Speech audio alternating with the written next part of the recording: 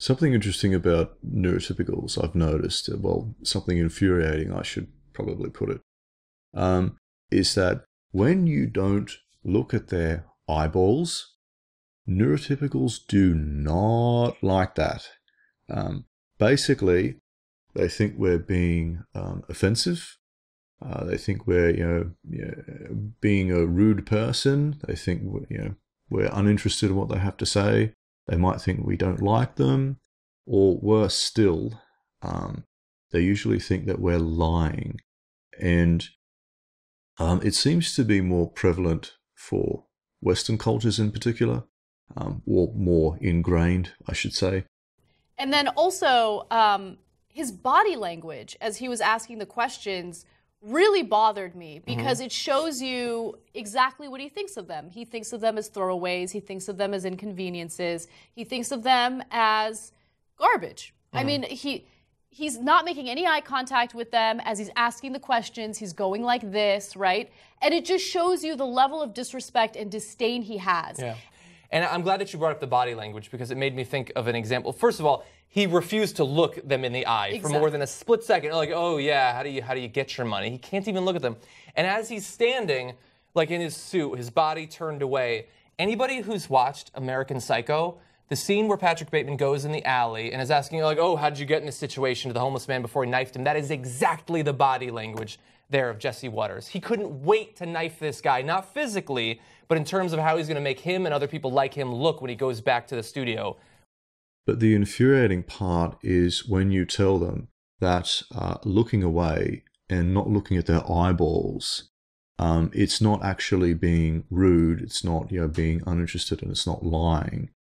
And you can explain this to them over and over, and a lot of them, they just don't believe you. And you can provide them with all the evidence in the world and explain it to you blue in the face. They'll still go, oh, no, you're wrong. And then they'll turn around and explain why you're being rude or lying.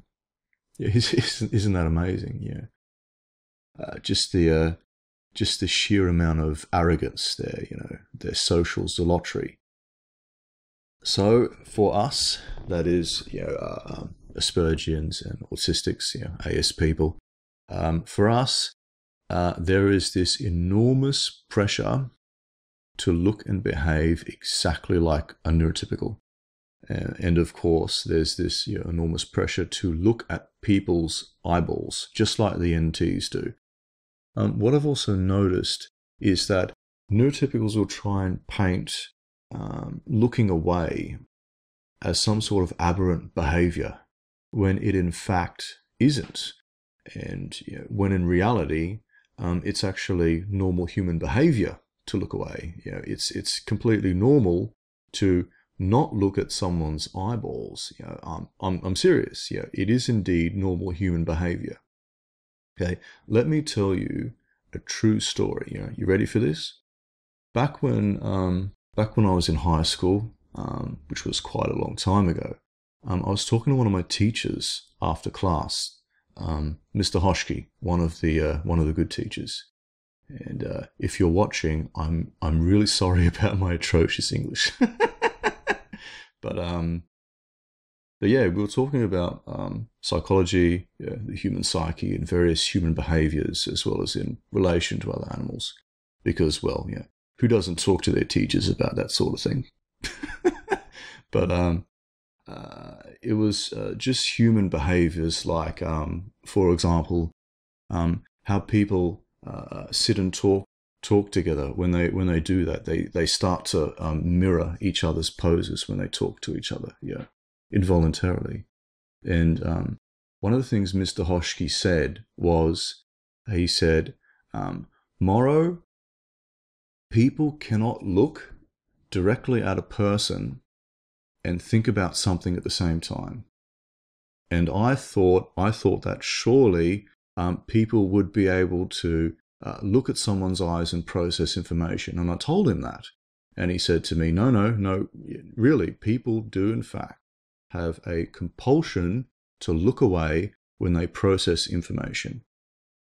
And so I told him, I find that very hard to believe. And he's like, oh yeah, watch this.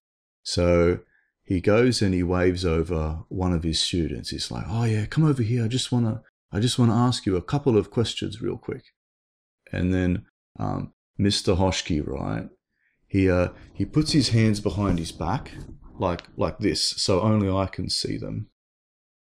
And as he asks the first question, he has his hands like this, and he's furiously pointing in one direction, so only I can see where he's pointing. And he asks the student, "What did you have for breakfast?" And the student goes, and he looks in the direction that Mr. Hoshki is pointing. And then, after a moment, he turns back and goes, "Cornflakes." He couldn't help but look away as he recalled what he had for breakfast. Then Mr. Hoshki, right, he's still got his hands behind his back, and he starts furiously pointing in the other direction like this. And he asks the student, "What is 6 times 7? And the student goes, again in the other direction. Meanwhile, I'm in hysterics just watching all this happening.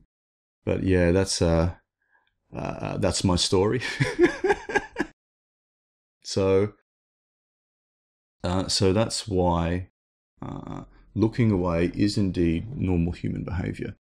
When humans recall memories, they have a compulsion to look away. When humans process new information, they have a compulsion to look the other way. And I'm not just talking about Aspergians and Autistics, but all humans do this.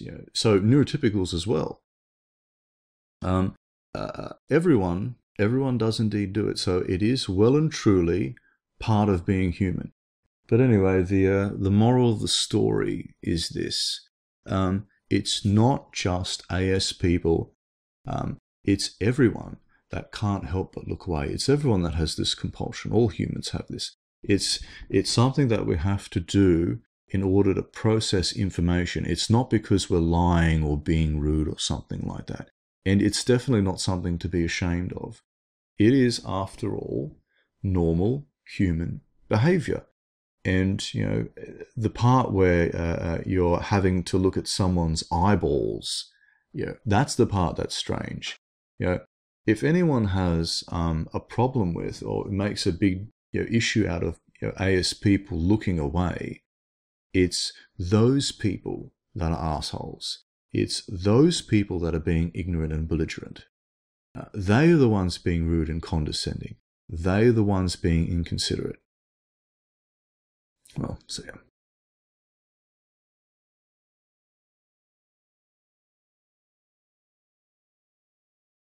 Of the many Republican responses to this agreement, one of the most interesting has come from Scott Walker, the governor of Wisconsin and possible presidential candidate, who has said in one interview and then expanded in another interview last week his view that on day one of his administration, were he to be elected, he would revoke this deal. He would withdraw from this deal. He said he would do it even if U.S. allies wanted to remain in the deal.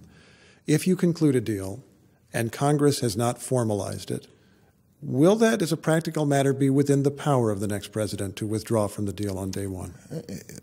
Keep in mind, Steve, that there is long precedent for a whole host of international agreements in which there's not a formal treaty ratified by Congress, by the Senate. In fact, the majority of agreements that we enter into around the world are of that nature, including those in which we make sure that our men and women in uniform, when they're overseas, aren't subject to the criminal jurisdiction of those countries.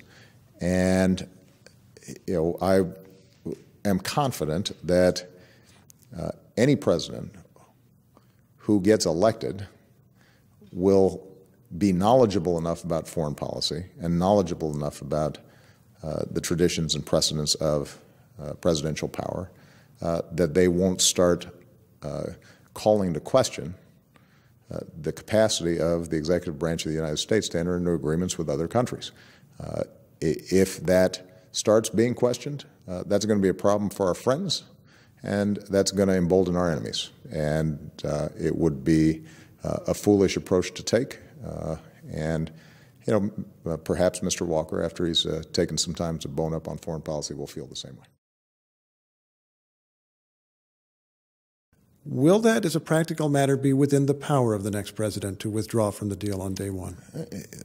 Keep in mind, Steve, that there is long precedent for a whole host of international agreements in which there's not a formal treaty ratified by Congress, by the Senate. In fact, the majority of agreements that we enter into.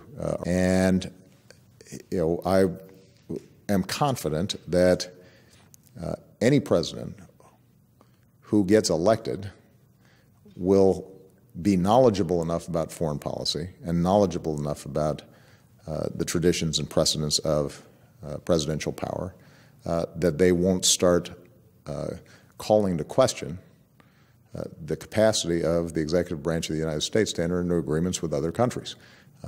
If that starts being questioned, that's going to be a problem for our friends, and that's going to embolden our enemies. And it would be a foolish approach to take.